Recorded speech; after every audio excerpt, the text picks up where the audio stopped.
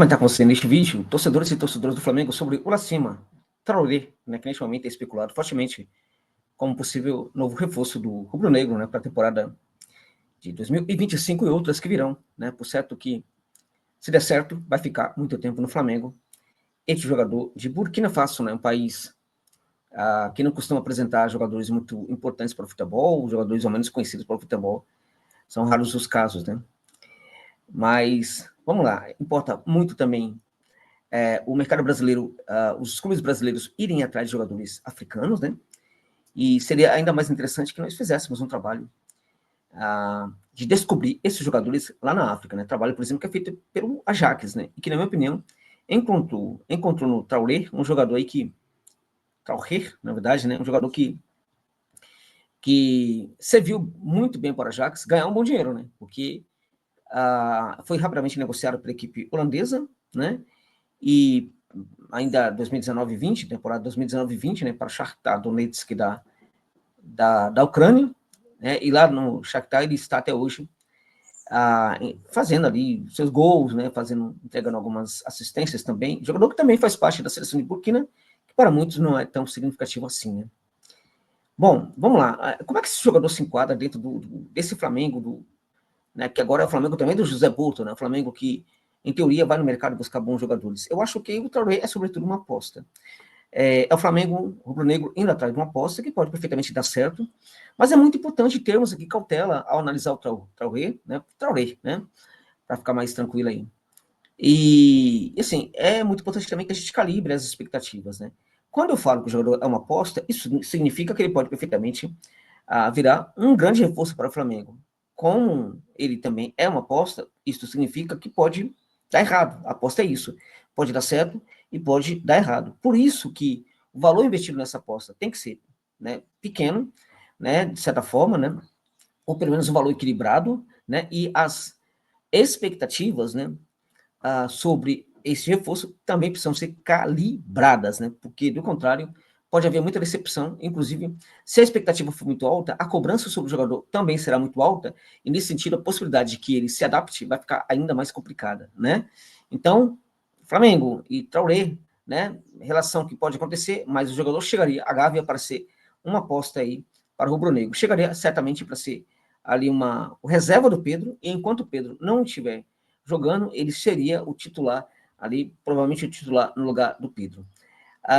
Então vamos lá, o jogador ele tem 23 anos de idade ainda, muito novo, começou no Ajax, foi muito bem trabalhado ali alguns fundamentos dele no Ajax, né, como por exemplo o trabalho de passe, né, quando ele está ali no terço final, quando está entrando na área, sempre quando ele tem oportunidade para fazer o passe, ele faz o passe, né, quando ele percebe que tem que chutar, ele tem que chutar. A meu ver, deveria chutar um pouco mais, né, do que passar em algumas situações. Eu acho que, na média, né, de cada 5 situações em que ele tem possibilidade de fazer o passe ou chutar, eu acho que pelo menos 3 delas ele deveria buscar a finalização, tá?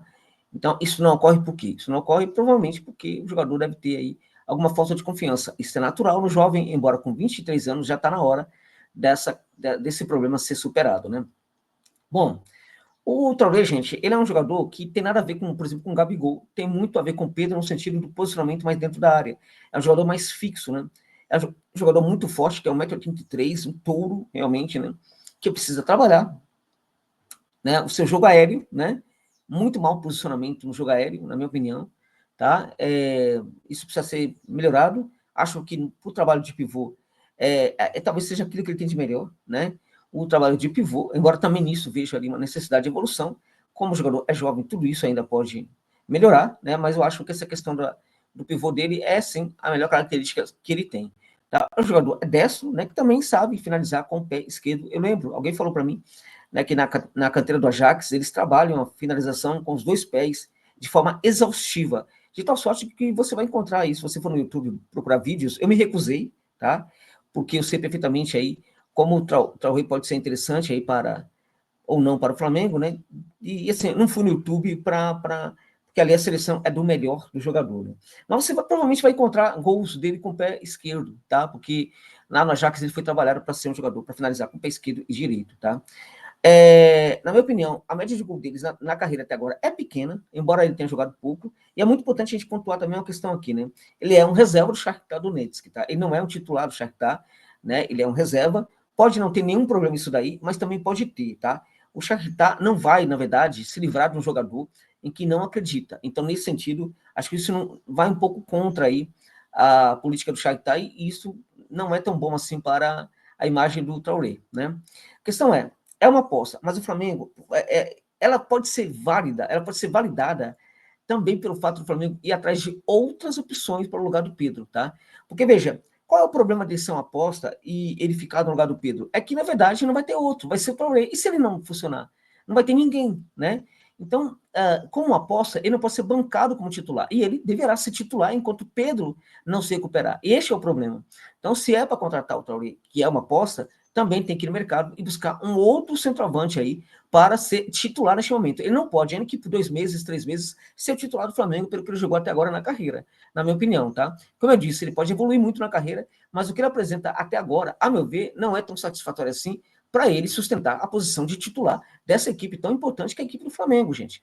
Então, pode ser bacana, pode ser legal buscar um jogador africano, mas há outros também que podem ser contratados, evidentemente, né? E acho que assim, de certa forma, gente, há outras opções, inclusive aqui no mercado latino-americano, né?